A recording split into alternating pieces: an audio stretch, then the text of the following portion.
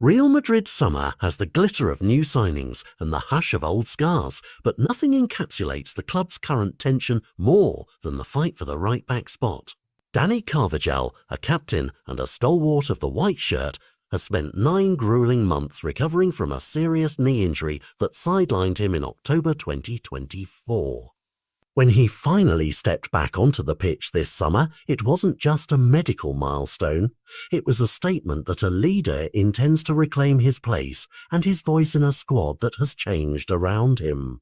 Into that charged atmosphere walked Trent Alexander-Arnold, a global name and a tactical dream for many coaches, signed by the club this June to accelerate a new project under incoming manager Xabi Alonso. A clear, strategic move that signalled ambition and a readiness to reshape the team on the flank. The collision is equal parts sporting and symbolic.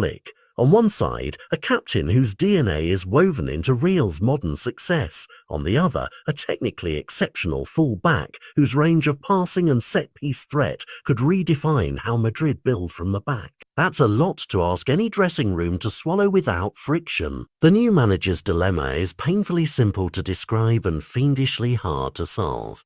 Do you start the marquee signing because the club invested in him, or do you reward the veteran who has paid his dues and just fought his way back to fitness?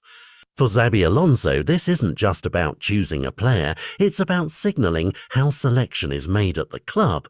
By transfer pedigree or by current performance and leadership, the pre-season and early competitive outings have given us a messy preview. Carvajal's minutes in friendlies and his appearance in the Club World Cup showed flashes of the energetic, combative fullback fans know, an athlete with the will to press, overlap and marshal a flank even after reconstructive surgery. Meanwhile, Alexander-Arnold's early appearances haven't been free of scrutiny. A world-class creator at Liverpool, he now finds himself adapting to a new defensive structure, new teammates, and the weight of expectation that comes with a club that accepts nothing less than dominance.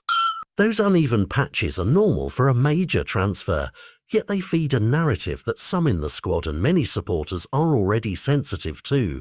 Are we privileging a name over a proven servant of the club?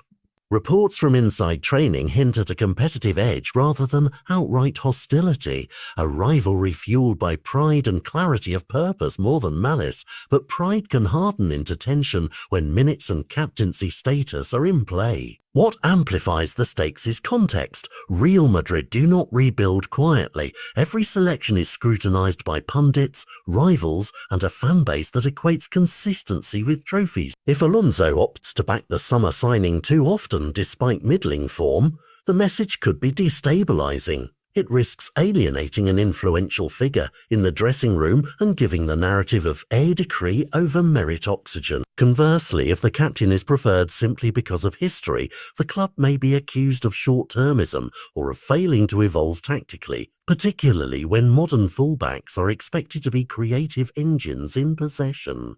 The truth for now is pragmatic. Both players bring value and both will force the coach to pick on more than instinct. Carvajal offers experience, defensive solidity and the intangible authority of someone who has walked through the club's fiercest nights.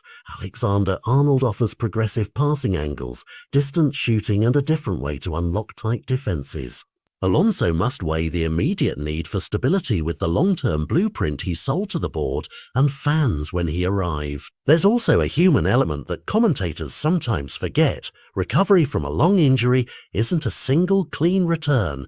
It's a process of regaining trust in the body, in selection, and in one's place inside a tight-knit group. Carvajal's stance, firm, uncompromising, is as much about protecting that regained trust as it is about game time.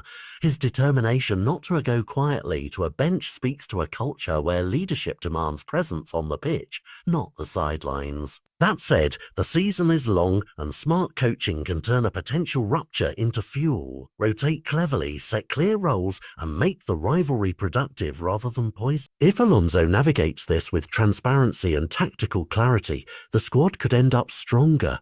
If not, the right-back duel that began as a tactical puzzle could become a headline-making distraction. Either way, this is more than a positional scrap. It's a test of Real Madrid's identity in a summer of change, and the outcome will ripple through the season, shaping not just starting X, but the club's mood and momentum for months to come.